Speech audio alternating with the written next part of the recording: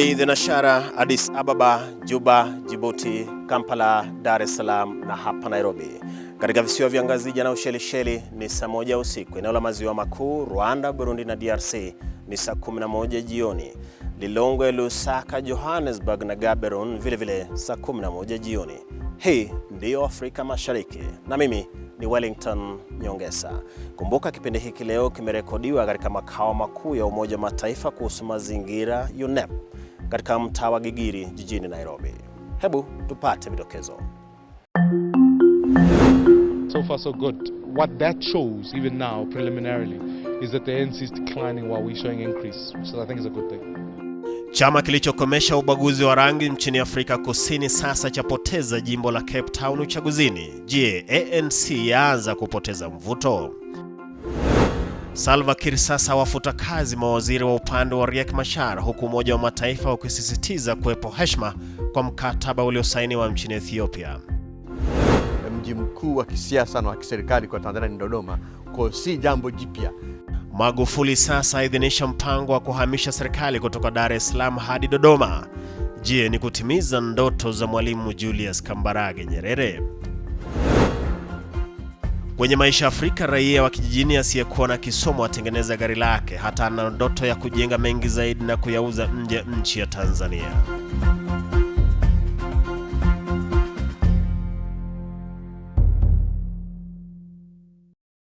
Naam, karibu kwa Afrika Mashariki Jumapili hii ya Agosti 7.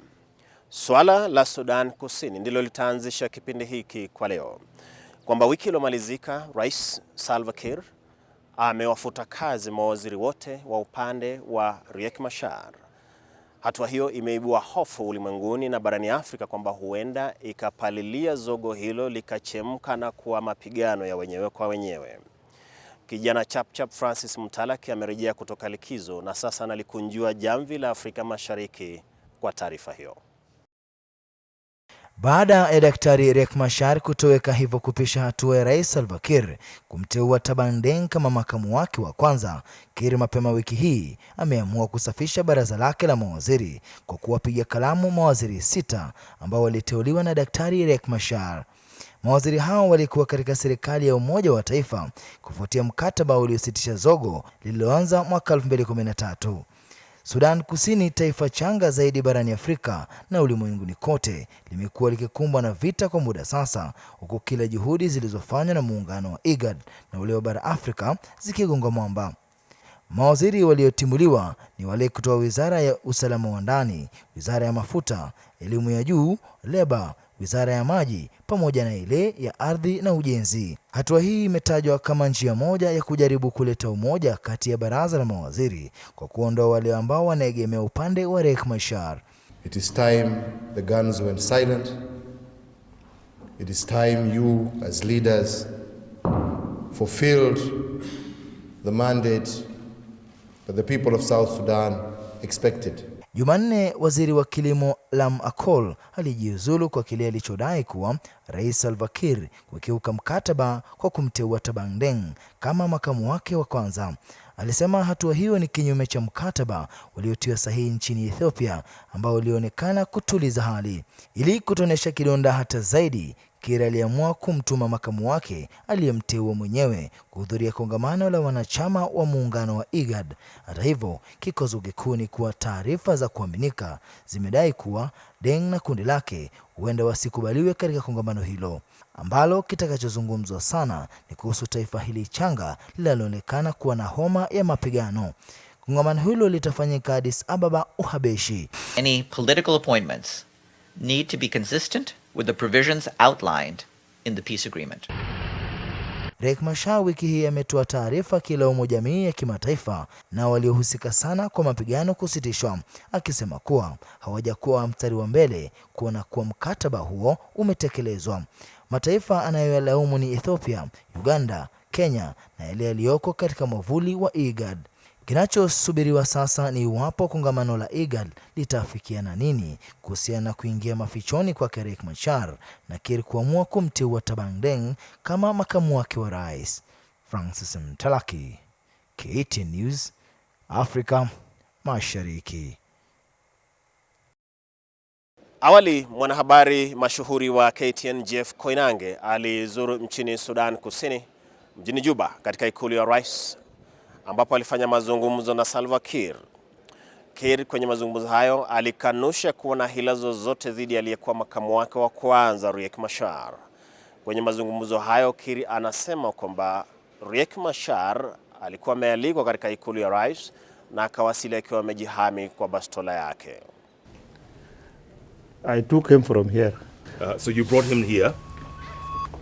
The car was parked here. Right. One of the men here shoots at him, will hit me first. You were covering him? Covering him. And I was the one who opened the door of the car. And let him in? And let him in.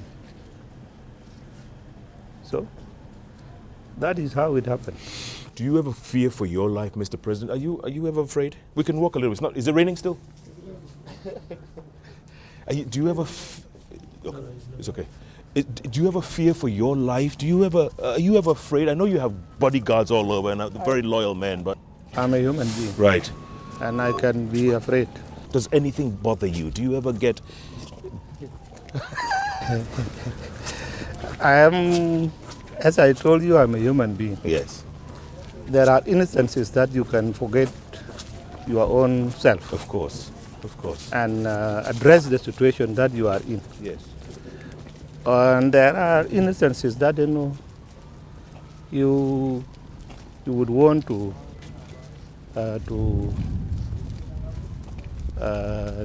run away with your life. Yes. Wakati huo huo, watetezi wa aliyekuwa makamu wa rais wa kwanza Riek Machar, akiwemo mwanawe John Garang kwa jina Mabior Garang, wametetea vikali msimamo uliochukuliwa na kiongozi wao Riek Machar. Mabior Garang, ambaye ni mmoja wa mawaziri waliofutwa kazi hivi majuzi, amefika katika studio za KTN News na kutoa kauli zake zinazojaribu kuelezea asili ya zogo hili jipya Sudan Kusini. I don't believe that President Salva Kiir is fully in charge of the situation at the moment, because what had happened on the 8th of July was a coup. We call it a coup to the transitional government of national unity.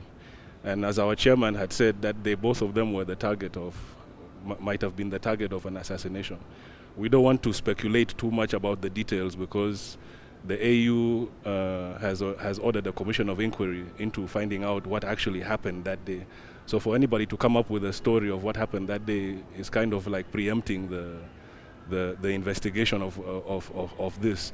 So we believe that there are some elements in the SPLM in opposition, and there are some elements in the IG, which is our partners in peace, led by President Salva Kiir, who instigated this violence in order to create confusion and for them to take power. But they failed to do this, and so we are in the quagmire of the aftermath of this botched coup attempt. Zaidi ya watu milioni 2 wamekimbia makwao nchini Sudan tangu kuzuka zogo mpya miaka 3 iliyopita.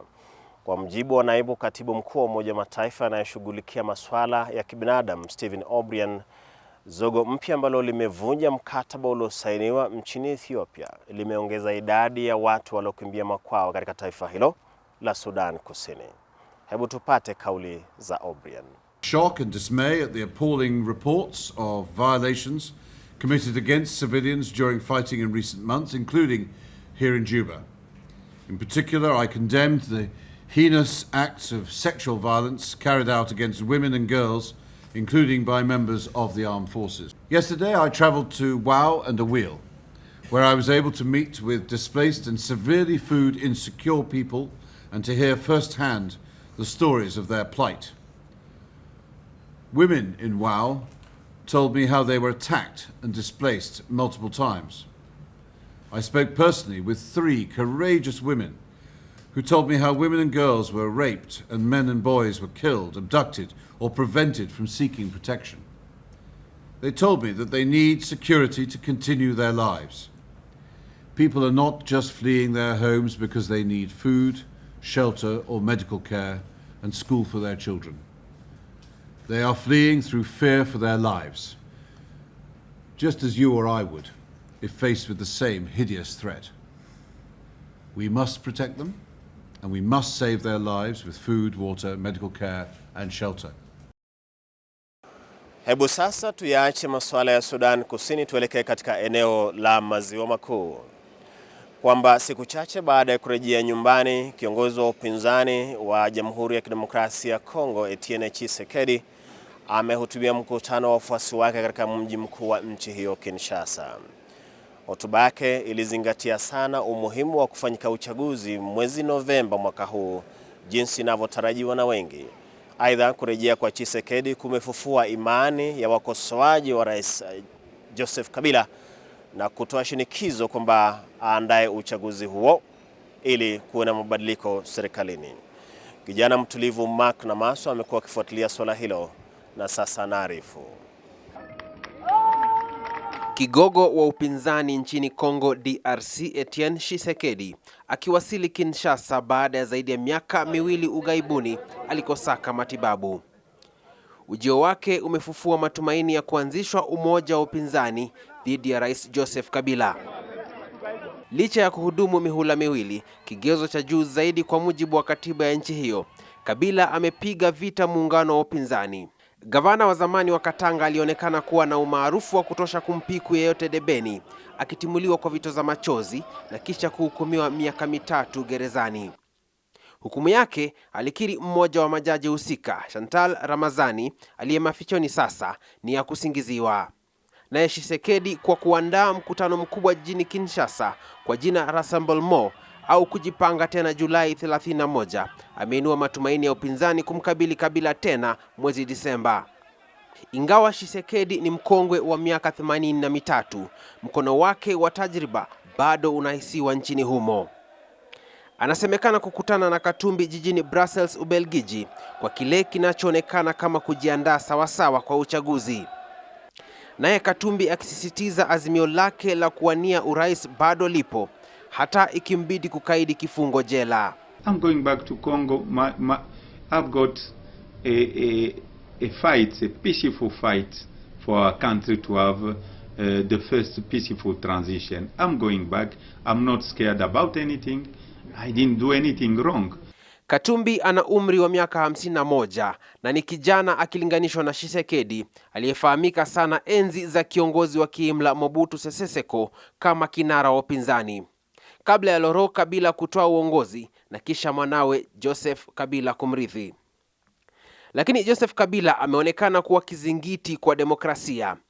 Akitangazwa mshindi wa uchaguzi tata mwaka 2011, Tshisekedi akiwa wa pili. Na sasa Kabila anasemekana kuwa na pupa ya kuganda mamlakani, jambo ambalo muungano wa upinzani umesema hautaliruhusu. The population are ready for election, which is important. 99% are ready for the election and they are waiting for the right time. You don't want to make a putsch. You don't want to make a coup d'etat. You want to follow our constitution. And if they don't call for election, the people of Congo are going to say, Mr. President, you didn't respect what you're supposed to respect. It's time to go. Bye-bye, Mr. President. Bye-bye, the government of Congo. Kufikia sasa, matumaini ya upinzani yamo kwenye muungano wa vyama vya upinzani. Lakini kuna tetesi kwamba Kabila ananuia kutatiza uchaguzi mwaka huu ili kuendelea kutawala. Mark Namaswa, Afrika Mashariki, KTN News. Kutoka Jamhuri ya Kidemokrasia ya Kongo tunapanda kaskazini hadi ufuo wa Mediterranean, tunaingia nchini Libya ambapo serikali ya Marekani imetekeleza mashambulizi makali dhidi ya kundi la wapiganaji la Islamic State ambalo limekuwa likitatiza vikosi vya serikali mpya Libya inayoungwa mkono na Marekani. Ndege za kivita za Marekani zimeshambulia mji wa Sirte ambao kidogo umekuwa ni kama ngome ya kundi hilo la Islamic State likitatiza vikosi vya Libya.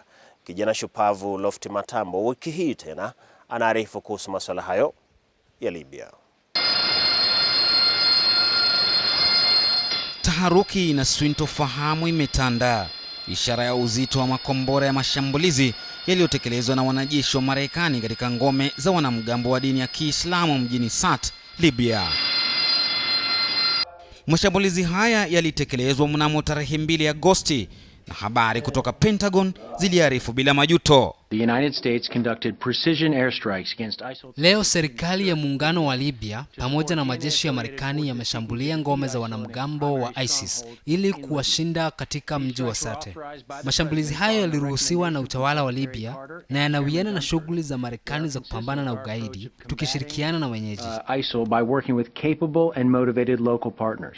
Vikosi vinavyounga mkono serikali inaungwa mkono na Umoja wa Mataifa vimekuwa vikipigana vikali na ISIS tangu mwezi Mei katika mji wa Sirte. Wanamgambo hao wa Kiislamu bado wanashikilia maeneo muhimu katika mji wa Sirte yakiwemo vyuo vikuu, hospitali kuu na ukumbi wa kongamano wa Ouagadougou. But there are precision targets. Kunayo maeneo maalum ambayo wenyewe wameomba msaada kutoka kwetu. Maeneo ambayo wamekuwa wakipata shida zaidi. One of the targets struck today was a tank. Maeneo haya muhimu yanaaminiwa kutumiwa na waasi hao kuficha silaha hatari kwa maisha ya binadamu. Aliyekuwa rais wa Libya Kanali Muammar Gaddafi aliuawa mnamo mwaka 2011 alipokuwa amejificha mjini Sirte kufuatia shinikizo la kung'oka mamlakani. Gaddafi aliuawa bila kufunguliwa mashtaka yoyote wala kuhukumiwa, na tangu wakati huo amani haijashuhudiwa Libya. Hatua hii ya Marekani kuzishambulia ngome za wanamgambo wenye itikadi kali za kidini Libya imekashfiwa na wanadiplomasia wengi duniani, wakati ambapo Libya inakumbwa na sintofahamu kwa kipindi cha takriban miaka 5 sasa. Lofty Matambo, KTN News, Afrika Mashariki.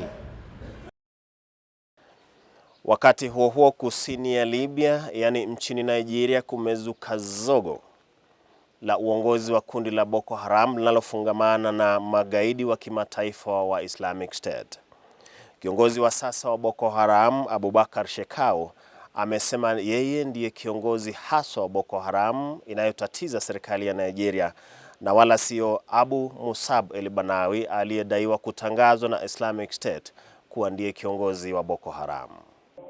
Ya iso gare ni bayananku naji ɗan uwana. Abubakar Shekau amekanusha vikali tangazo kwamba Abu Musab el-Banawi ndiye kiongozi hasa wa Boko Haram.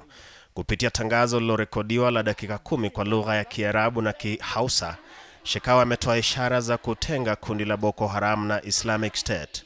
Hata hivyo ameendelea kumtaja kiongozi wa Islamic State Abu Bakr el-Baghdadi kuwa ni kalif, yani kiongozi. Shekau amemtuhumu al-Banawi kwa kile anachokitaja kuwa kujaribu kumpindua. Kundi la Boko Haram limetia bidii kuipindua serikali ya Nigeria ili kuanzisha taifa litakaloongozwa kwa misingi na kanuni za dini ya Kiislamu kaskazini ya Nigeria. Hata hivyo, katika muda wa miezi 18 iliyopita, kundi hilo limepoteza eneo kuu ambalo limekuwa likimiliki baada ya kukabiliwa vikali na vikosi vya serikali ya Nigeria kwa ushirikiano na mataifa jirani. Zogo hili jipya miongoni mwa uongozi mkuu wa Boko Haram limetokana na Shekau kudaiwa kutumia visivyo mamlaka yake, ikiwemo kuwafuta kazi washauri wake wa karibu. Serikali ya Nigeria bila shaka itafurahia kuwepo ufa katika kundi la Boko Haram. Naam, kutoka Nigeria sasa tuteremke kusini tuingie nchini Zimbabwe. Katika mji mkuu wa taifa hilo, polisi wamewakabili waandamanaji walikuwa wanapinga utawala wa ZANU-PF kikiongozwa na Robert Mugabe. Waandamanaji hao walikuwa wanateta kwamba serikali hiyo ya ZANU-PF imeshindwa kabisa kudhibiti uchumi, hivi kwamba raia wanaishi maisha yasiyo ya kuridhisha. Rais Robert Mugabe majuzi amewakosoa vikali mashujaa waliopigania uhuru wa taifa hilo baada ya mashujaa hao kutangaza kwamba ana mienendo ya kidikteta na wala hawatamuunga tena. Mugabe alilihutubia taifa na akasema kwamba yungali kijana na ataendelea kuongoza. Si mara ya kwanza Mugabe kusema hivyo. Amesema kwamba atastaafu wakati atakapozeeka. Kijana muungwana Nicholas Wambua wakati huu anasimulia minuko na miteremko ya raia wa Zimbabwe na misimamo ya Robert Mugabe.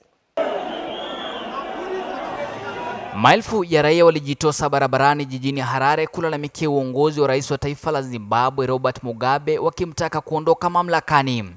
Walijifunga bendera ya taifa hilo kupitisha ujumbe kwa serikali na washauri wa rais huyo kwamba ufisadi umekita mizizi. Mwaka huu inaripotiwa maji yamezidi unga pale serikali ya Mugabe iliposhindwa kuwalipa mishahara wanajeshi na wafanyakazi wa umma katika muda unaofaa. This is the only way we can do. We are not violent and we are saying Mugabe must go. Yeah. Maandamano hayo ya amani aidha yalitiwa pilipili na polisi pale walipoanza kuwafyatulia waandamanaji vitu za machozi katika mji mkuu wa taifa hilo, Harare. Actually, as a peaceful citizen, I'm not happy with the reaction by the state. We are actually demonstrating peacefully. There's nothing wrong about what we're doing. We're just carrying out our views, and they decided to intervene violently. We are not armed. We were just having our gowns and our flags just to petition to our government that it is failing us. But then it unleashes, it makes a crackdown on us. Katika siku za hivi karibuni upinzani umeendelea kukua dhidi ya Mugabe ambaye ameongoza taifa hilo kwa miaka 36 sasa, huku upinzani mkuu ukibuka kupitia mitandao ya kijamii. Chini ya uongozi wa Mugabe, zaidi ya 80% ya vijana katika taifa hilo hawana kazi, huku uchumi wa taifa ukiendelea kuzorota. Ni juzi tu ndipo kundi la mashujaa waliopigania uhuru wa taifa hilo wamemkosoa Mugabe wakimtaja kuwa kiongozi wa kiimla na kwamba huenda wasimuunge mkono tena kwenye uchaguzi mkuu ujao. We work hard, but still we suffer. We suffer because we have few people that are so greedy that they take everything that belongs to us.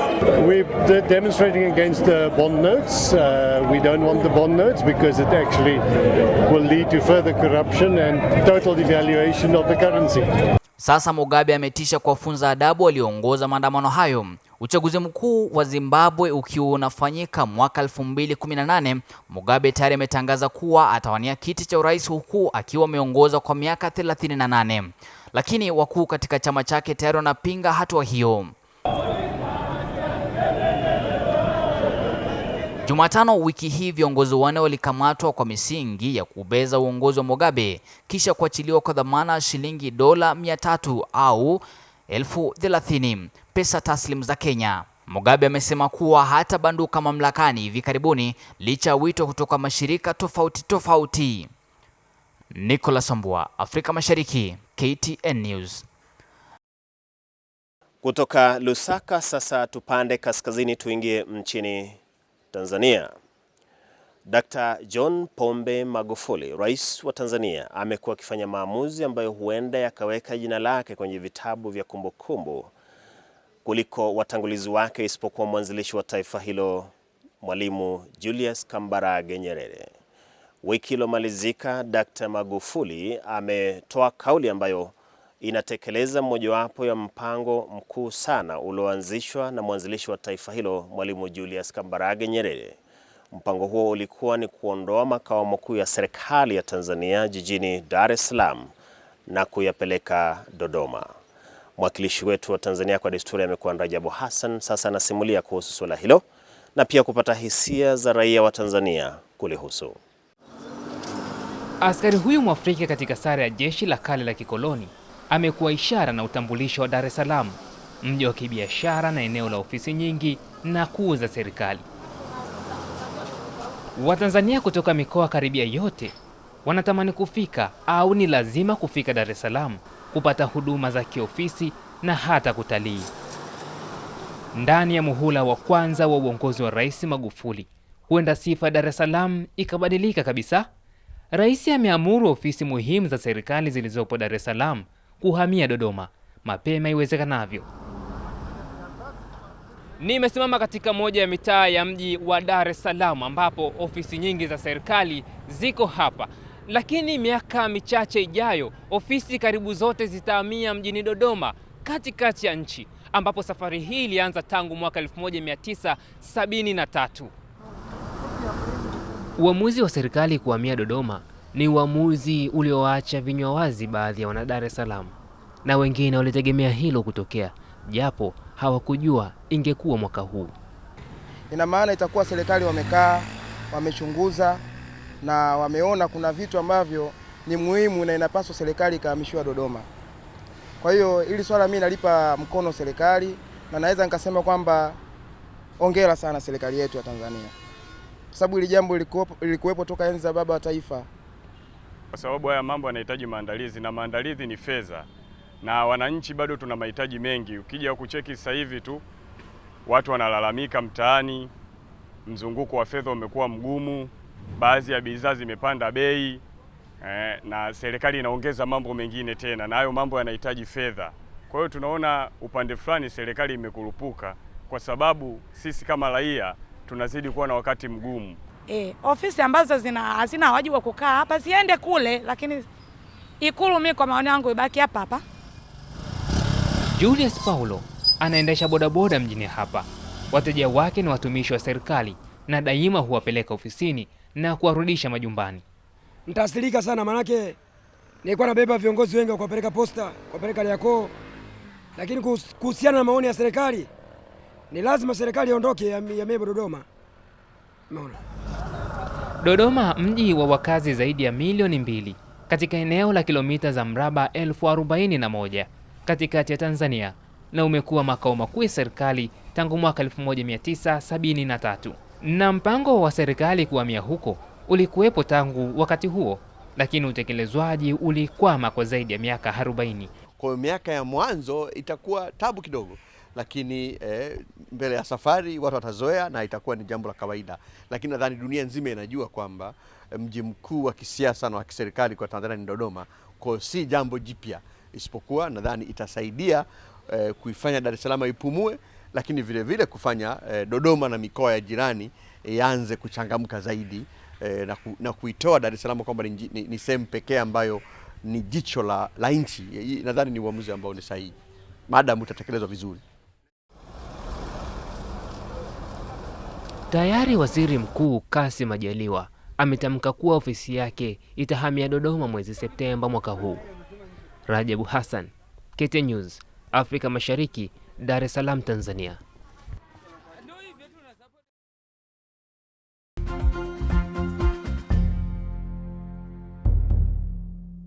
Na sasa ni katika ile sehemu ya swala kuu ambapo leo tunaangazia siasa za Afrika Kusini. Matokeo ya mwanzo ya uchaguzi unaofanyika nchini humo yameanza kuonyesha kwamba chama kilicholikumboa taifa hilo kutoka kwenye sera dhalimu za ubaguzi wa rangi, African National Congress, kimeanza kupoteza umaarufu. Hata hivyo, kuna baadhi ya wanaotathmini siasa za Afrika Kusini wanaosema kwamba ANC bado kupoteza umaarufu, lakini idadi ya watu inaongezeka na huenda vyama vipya kabisa Democratic Alliance na chama cha Julius Malema vimefaidika kwa ongezeko la watu. Kijana mtulivu Mark na Maswa anaanzisha swala kuu kwa taarifa ifuatayo. Afisa wa tume ya uchaguzi Afrika Kusini akikagua stakabadhi za wapigaji kura kwenye uchaguzi wa manispaa nchini humo. Matokeo sasa yameashiria chama cha ANC kimepata kichapo kutoka chama pinzani cha Democratic Alliance kinachoongozwa na Musi Maimane. So far so good. What that shows even now preliminarily is that the ANC is declining while we're showing increase, which I think is a good thing. Matokeo ya ANC yamesemekana kuwa mabaya zaidi katika muda wa miaka 22 ambayo ANC imeongoza Afrika Kusini tangu utawala wa apartheid uondolewe. Awali, chama cha Democratic Alliance kilionekana kama cha wazungu tu, lakini kuchaguliwa kwa Maimane kama kiongozi wake mwaka 2011 kumeonekana kuzaa matunda. We went into an election saying to South Africans that they've had an ANC government for a number of years. Now, if we say to them we want to bring change, then we must talk about what the change looks like. You can't talk about change and then include the same people who have been there. So, but when you form a coalition, that change must be substantive. It must deliver to South Africans the real facts that they must be able to get basic services. We must create jobs for South Africans. We must deliver jobs, and ultimately we must make sure that we will never go into coalition with a party that's corrupt. Kwa sasa ANC imepoteza ngome yake ya Nelson Mandela Bay, Democratic Alliance ikichukua 46.5 kwa 41% za ANC. Kwa uchaguzi huu, Democratic Alliance imeonekana kuitoa kijasho ANC sana sana kwenye miji mikuu kama Johannesburg, eneo la Tshwane na Pretoria. 94 it was Mandela. This nowadays we don't know who person is gonna vote, because is a lot of them, and then your choices don't work. Kufikia Jumamosi, ANC ilikuwa inamiliki 53% ya kura zote, Democratic Alliance ikiibuka na takriban 26% ya kura, nacho chama cha EFF cha Julius Malema kikizoa karibu 10%.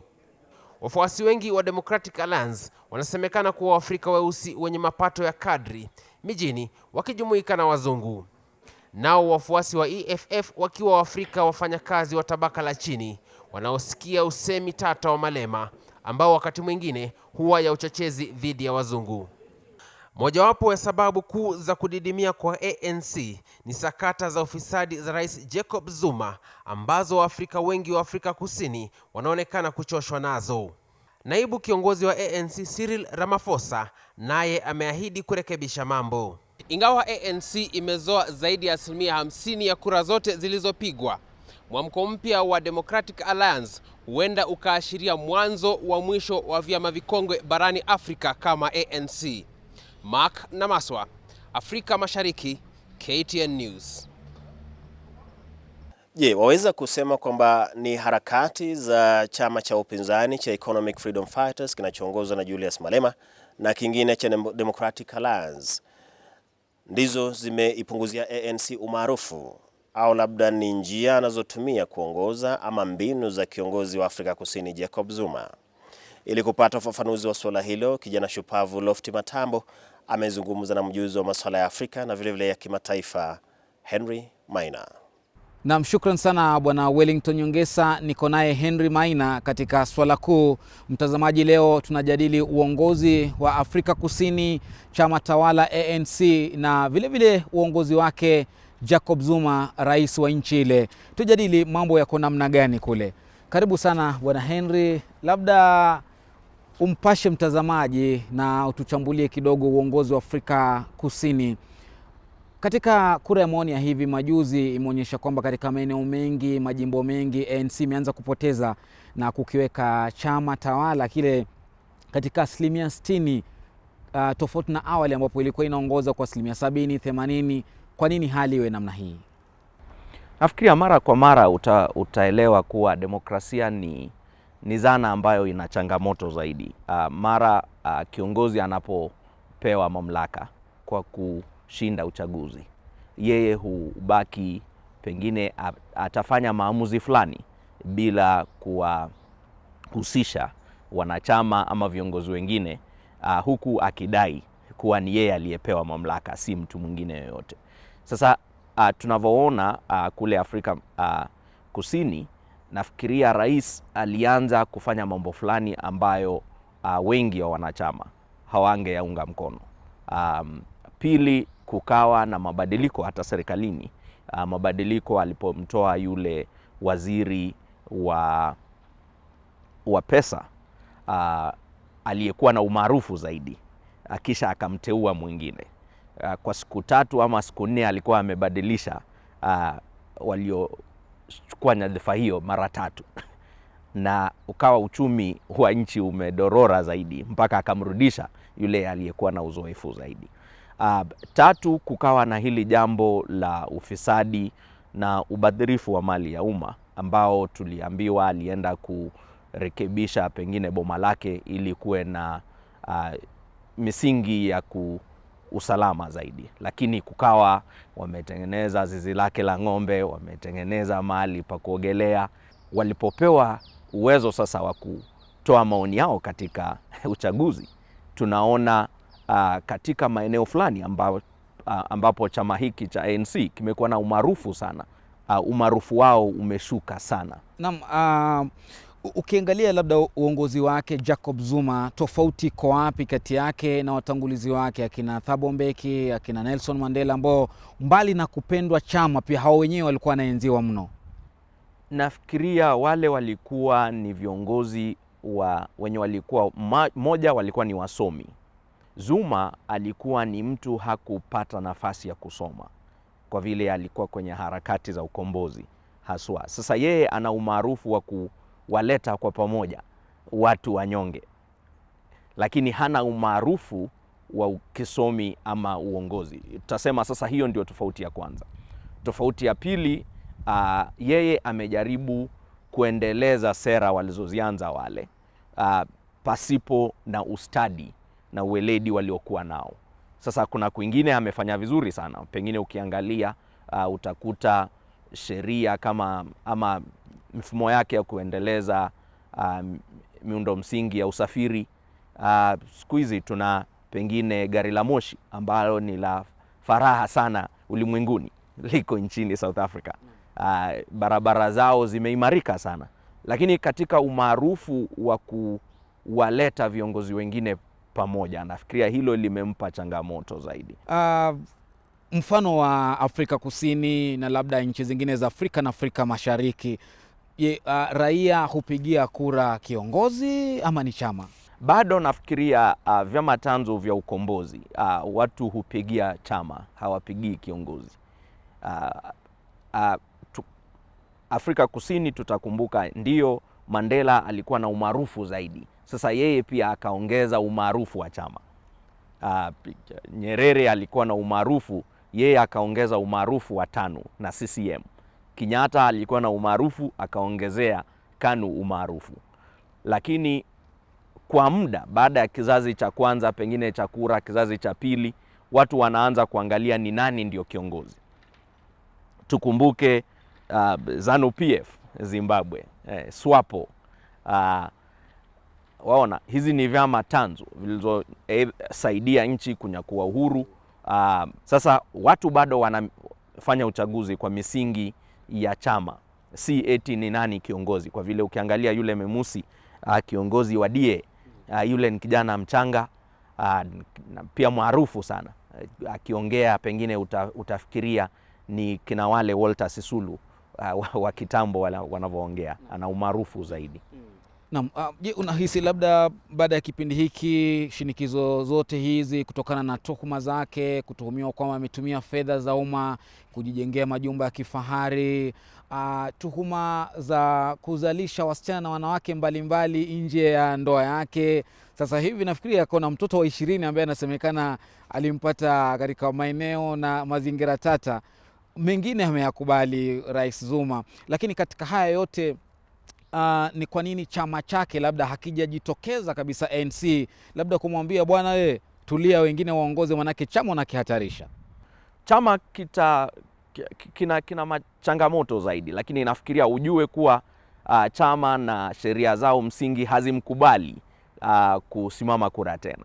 Sasa hiki ndicho kipindi chake cha mwisho, na nafikiria anavyojitayarisha kukubali wataenda kufanya uchaguzi wa chama baadaye, nafikiria mwakani.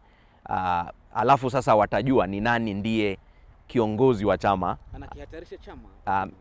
Kimsingi amekihatarisha kwa njia fulani, lakini watakapofanya uchaguzi, basi wale watakaokuja wataanza kusema nao ni vipi wangelipenda kuendeleza sera fulani na pengine kuwasaidia wananchi wanyonge ambao kwa sasa wameghadhabishwa na kupiga kura kwa misingi tofauti. Tukimalizia tu labda kutokana na tuhuma hizi, sakata hizi zote, je, unahisi kwamba baada ya kipindi chake hiki cha pili Zuma huenda akakabiliwa na sheria vilivyo, akatupwa gerezani baada ya kufikishwa kizimbani? Huenda, kwa vile bado ana kesi nyingi sana mahakamani. Kesi hizo zote hazijakamilisha, na huenda kukawa na zingine zitajitokeza baada ya yeye kuwa mamlakani. Sasa tuwezi sema kufanya kesi hizo kutakuwa na nguzo ya kumfunga, lakini kutakuwa na haja ya kutenda haki. Naam, umekuwa mjadala pevu. Shukran Bwana Henry. Asante sana. Bila shaka huyo ni Henry Maina, afisa mkuu mtendaji wa shirika la Article 19, shirika ambalo linaangalia na kuhakikisha kwamba wewe mtazamaji na raia popote ulipo unapata habari mwafaka kama zilivyo na wakati ufaao. Katika sehemu hii ya swala kuu tukijadili uongozi wa Afrika Mashariki, umaarufu wa chama cha ANC na vile vile uongozi wake Rais Jacob Zuma. Kutoka kwangu Lofty Matambo sina la ziada, na kuregesha kwake Wellington Nyongesa aendelee kukutambisha na kukutembeza kwengine kwa Afrika Mashariki. Asante.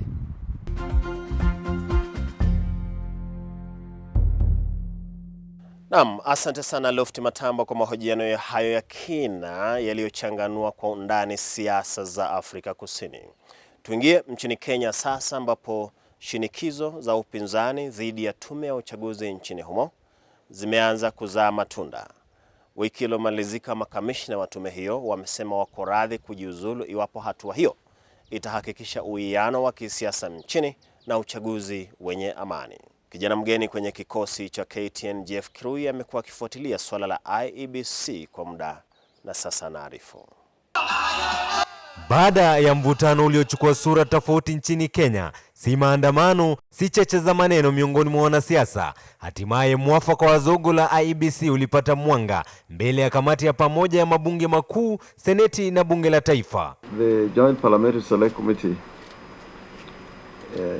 in consultations with the Commission and other relevant agencies, came up with a dignified settlement which required of you not as a matter of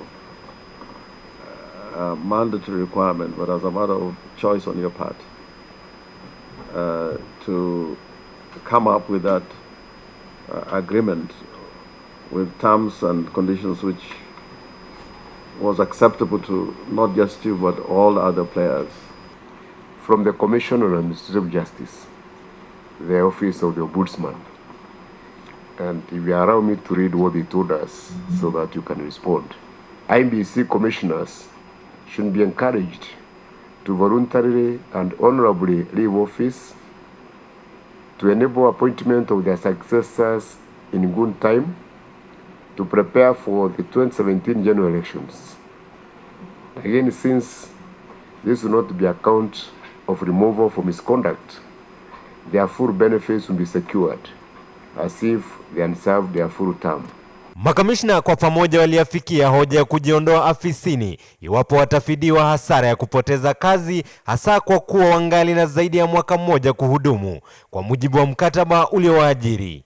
Mkataba huu unasema wanafaa kuondoka afisini mwezi Novemba mwaka 2017. Country is bigger than all of us. We also Kenyans. We want to work and live here. We don't have a spare country to go to. And if there's a political settlement is reached, which requires what you have read from the stakeholders, I have said before, and I think I can confirm again, that the Commission will not be a stumbling block or stand in the way of the settlement. We have served the country with great honor, and we appreciate the leadership this committee has shown in the process.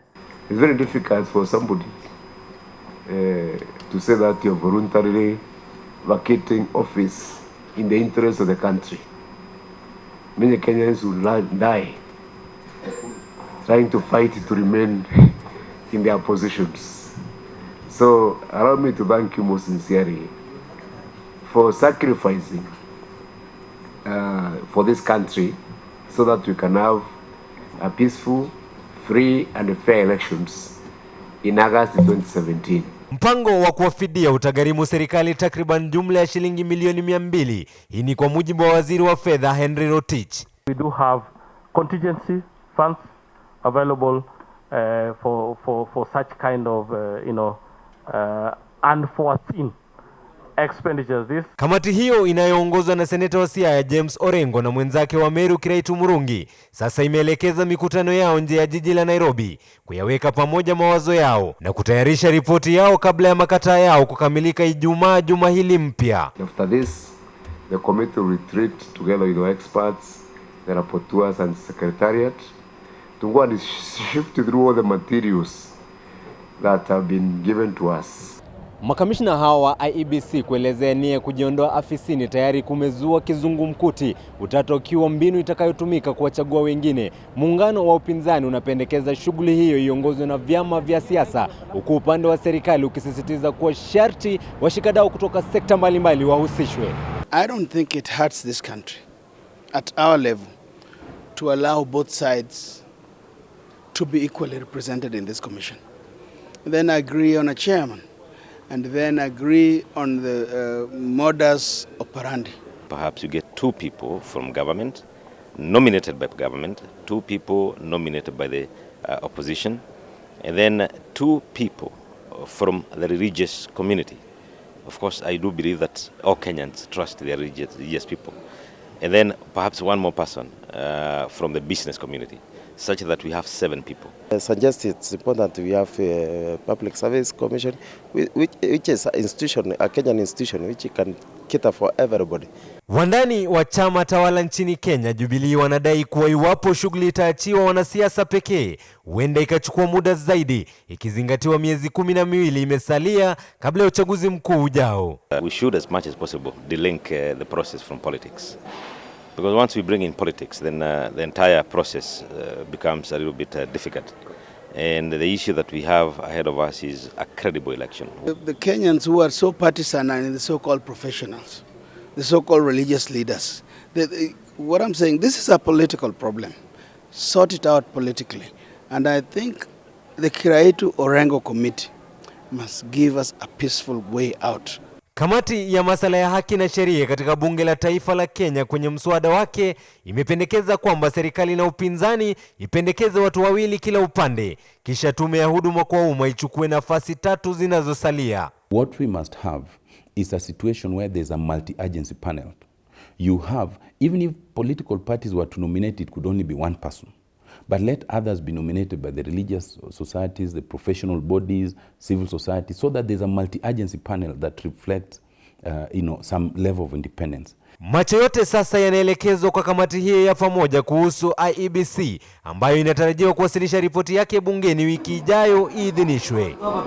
Jeff Kirui, Afrika Mashariki, KTN News. Na sasa ni wakati wa kuvuta pumzi, na Afrika Mashariki ikirejea itakuwa ni awamu ya maisha Afrika. Makala ambayo huangazia maisha ya vijijini na mijini ya wenyeji wa bara Afrika. Usiondoke.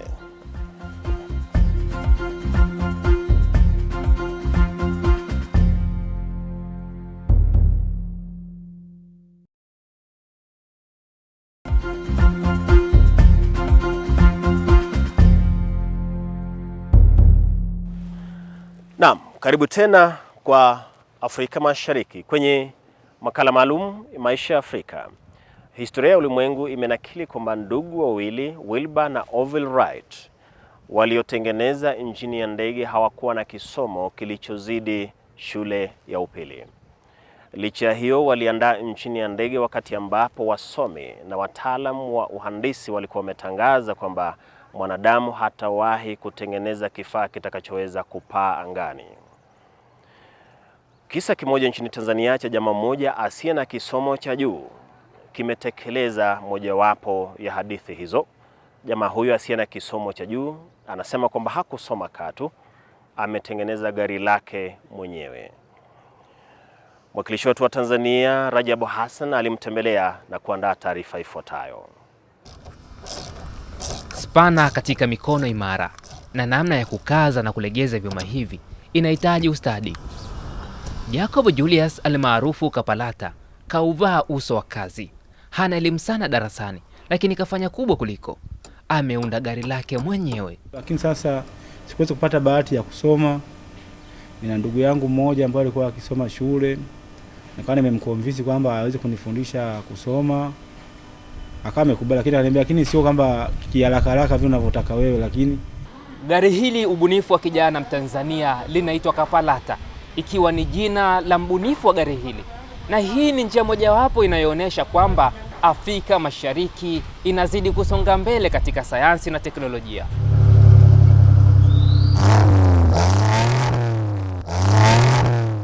Changamoto kubwa wakati wa uundaji ilikuwa malighafi. Ametumia bati na vyuma kadhaa chakavu na vingine kutoka magari mengine. Hatimaye Kapalata inatembea ikiwa na uwezo wa kupakia watu 5 na mizigo. Awali akianza kuunda gari hili, walio karibu naye walimuona kama aliyerukwa na akili. Lakini hilo halikumvunja moyo. Nilipokuwa naanza kutengeneza gari yangu, wakati naanza, watu wengi sana walikuwa wanaona kama kitu cha ujinga sana. Unaona?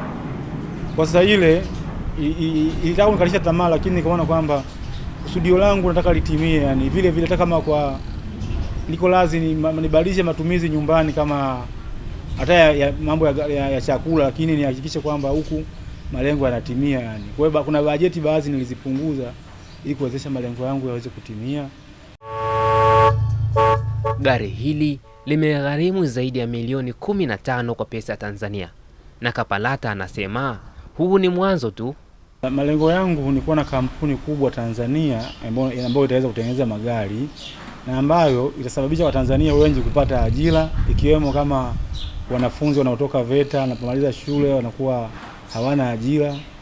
Kuna tarajia kwamba kampuni yangu iwe chachu kwa Watanzania yani, iweze kujulikana Afrika Mashariki na dunia kwa ujumla, kwamba ndio malengo yangu hayo. Nje mbali kidogo na karakana yake, habari ya ubunifu wake imeenea kwa kasi kama moto wa nyika. Swala hilo mimi nampongeza sana kwa sababu alijiongeza. Kujiongeza kajiongeza.